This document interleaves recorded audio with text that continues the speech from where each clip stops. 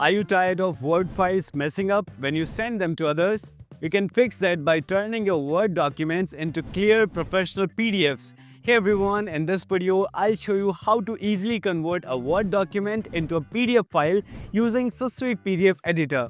Let's get started. In this Systweak PDF Editor, go to the top menu bar and click on Convert. To convert a Word document to a PDF file, click on Convert From. And you'll see a list of all the formats you can change into PDF file. Select Word to PDF and a window will pop up. Select your file and click Open. The tool will instantly convert your Word document into a PDF file.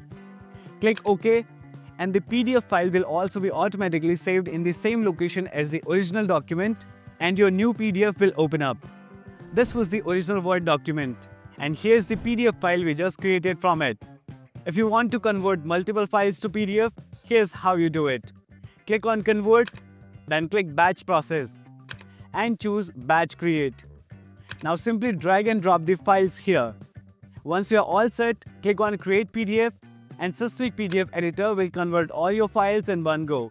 And that's it. All your files are now saved as PDFs. So that's how easy it is to convert a Word document into a PDF file using Systweak PDF Editor.